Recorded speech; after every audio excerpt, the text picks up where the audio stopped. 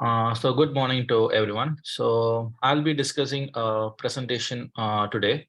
So it's more like a case presentation where I'll be telling about the history of the patient, her family history, her present of chief complaints, her imaging studies, and other studies which were done. So I'll be taking in an orderly manner, and after the diagnosis, we'll discuss about the patient. So it's as we are doing a neurology rotation, so we will be discussing about a neurology case. So chief complaints of the patient is that a 39-year-old female visited outpatient department with complaints of headache for the past 3 to 4 months on and off. So her headache was present in the occipital region, unilateral.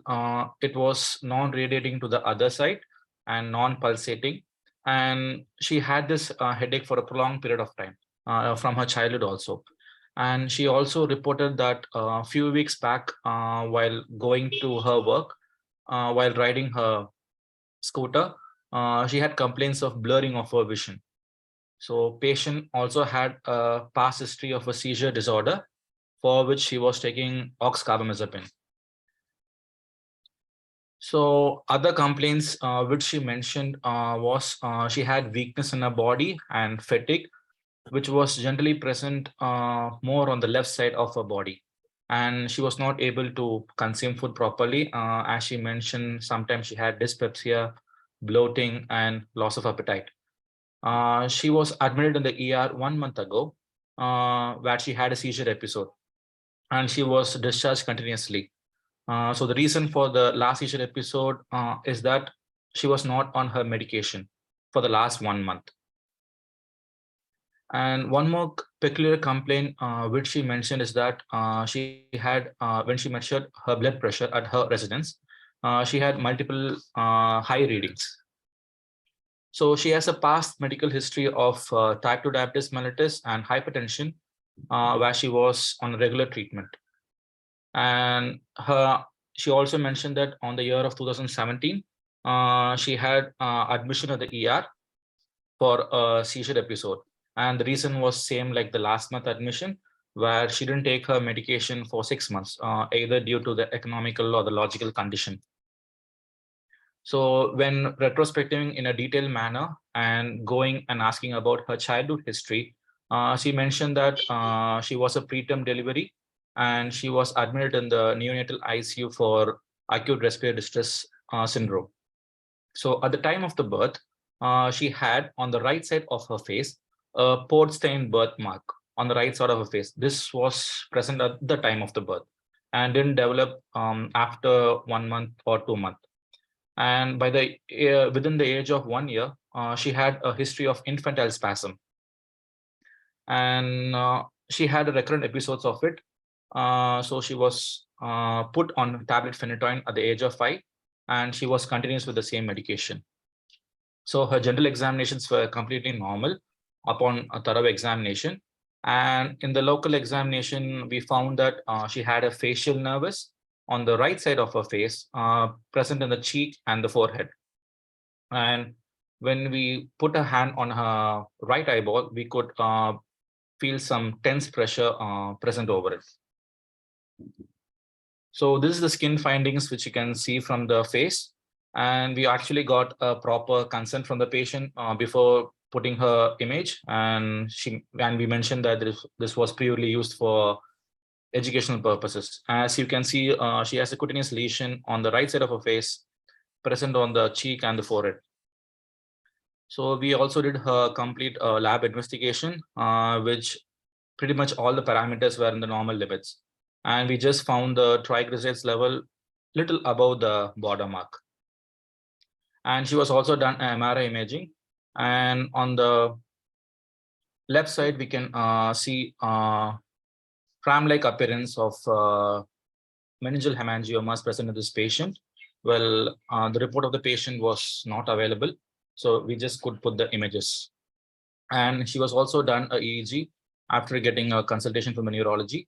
And we can see the focal slowing of the waves presented here. So based upon all this, I forgot to mention, Since she mentioned about her blurring of vision and we felt a tense pressure over her eye, we referred her to the ophthalmology and we did a tonometry. And the pressure was found to be 32 mm Hg per mercury. The normal baseline value is 20, and she was found to have 12 mm higher than a normal. So based on this, can anyone guess the diagnosis? Dr. Olivia and Asik? Yeah, it's STURGE WEBER, I think. Yeah, you're right. So the diagnosis of this patient is STURGE-WEBER syndrome. So let me discuss a little bit further about the STURGE-WEBER syndrome. So the STURGE-WEBER syndrome will have the classical characteristics of the cutaneous lesion present to the face, which is also called as the portvein nervus or the nervus phlemeus. And it can also, the patient can also have a leptomeningeal and the choroidal angioma. So STURGE-WEBER syndrome, the epidemiology pattern of it is that 1 in 20,000 individual have in the US. And it doesn't follow a particular pattern of inheritance. So it is generally due to a somatic mutation. So it doesn't form either an autosomal pattern or an X-linked pattern. And I'll just mention the pathophysiology about the mutation part in detail. So patient with STURGE-WEBER syndrome, other than the nervous cutaneous lesion, they also have a choroidal angiomas. And in some patient who had from a prolonged period of time, from the childhood, we can see the heterochromasia of the iris ipsilateral to the nervus. And the most common, not in this patient, but generally, when we compare a lot number of patients, we can see a predominant over the occipital region. So, and these patients tend to have the lesion, which is present on the ipsilateral side of the lesion in the brain. So the skin lesion will be in the same side where the patient has a lesion in the brain. So this can present as early as at the time of the birth and can also present at the later stages of the life also. But sometimes STURGE-WEBER syndrome can be confused with infantile hemangiomas. But how to differentiate is that infantile hemangiomas will not be present at the time of the birth. They tend to develop only 2 to 3 months after the birth, where they'll have the rapid increase in size, and upon 6 or 7 years, they'll tend to decrease. But whereas STURGE-WEBER syndrome lesion will be present even at the time of the birth. So the nervus is generally unilateral, but in some patients, it may be present on the both side also. And sometimes the patients may have a hypertrophy of the facial muscle or the bone or the connective tissue in the ipsilateral arm where the lesion is present. So another major most involvement in the eye is the patient will either have a glaucoma, such as this patient, where she complained of blurring of vision, and you can also have choroidal hemangiomas.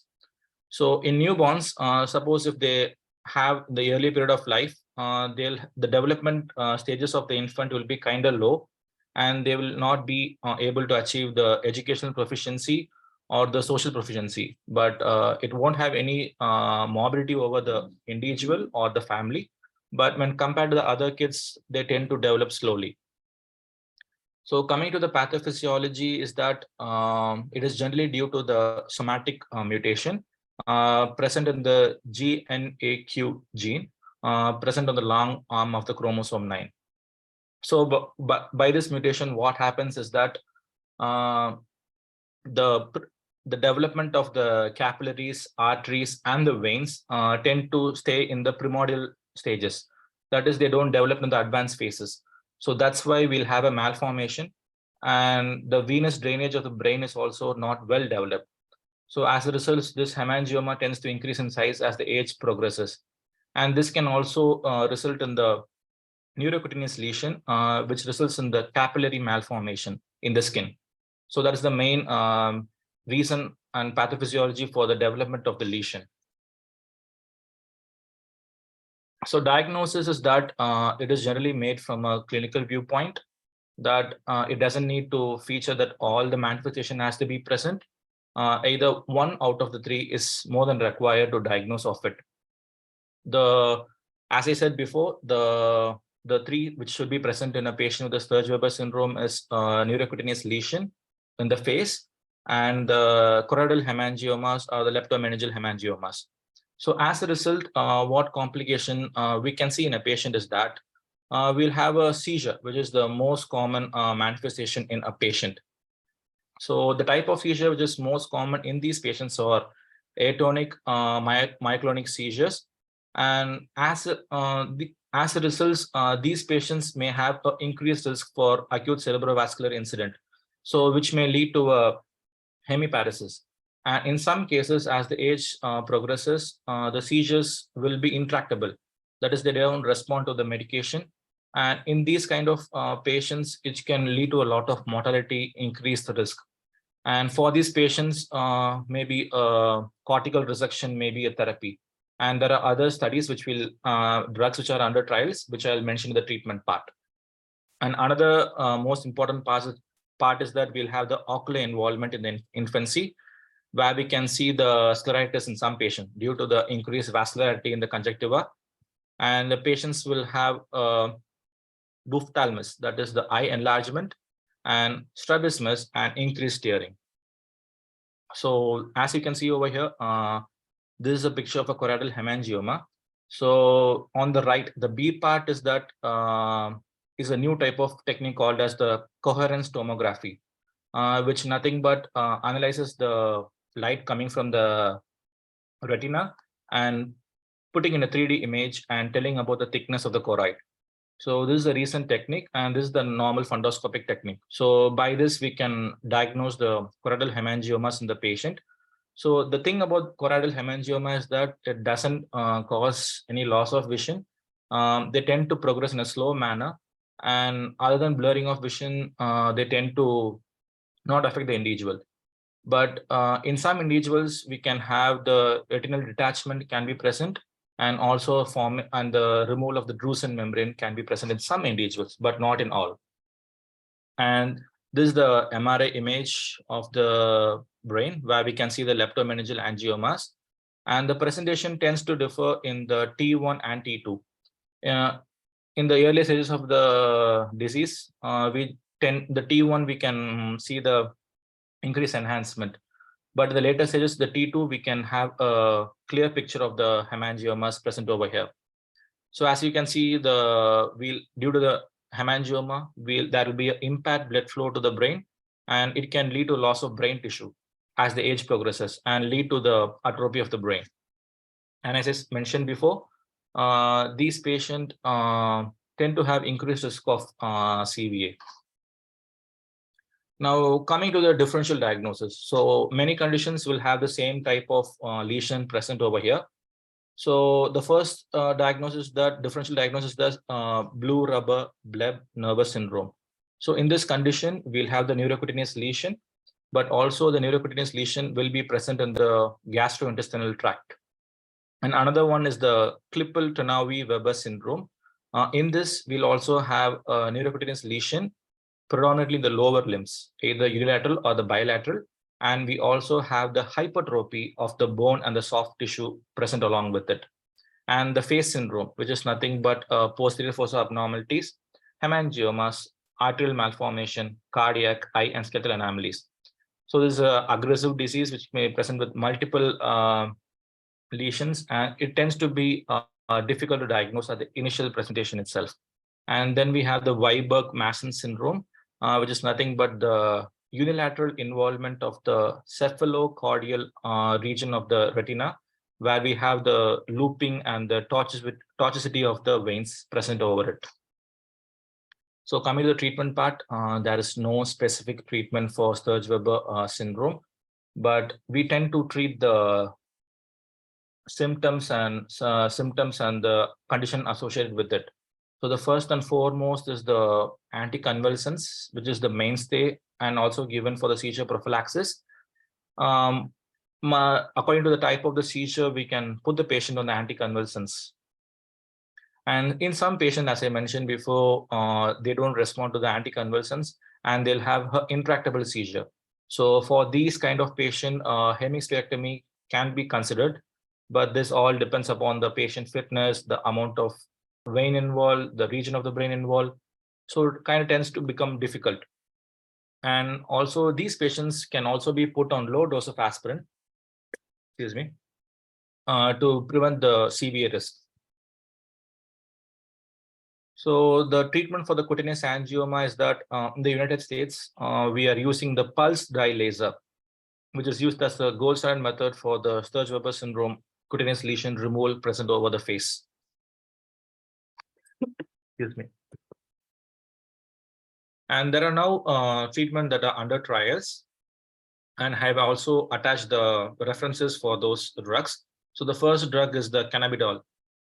Cannabinoid, it comes with the brand name of the Epidiolex, which can be used in the prevention of the seizure recurrent attacks in patient with STURGE-WEBER syndrome. But these are initial studies. We still don't know the broader benefit of these drugs. And another drug is the sirolimus, which is a mTOR inhibitor.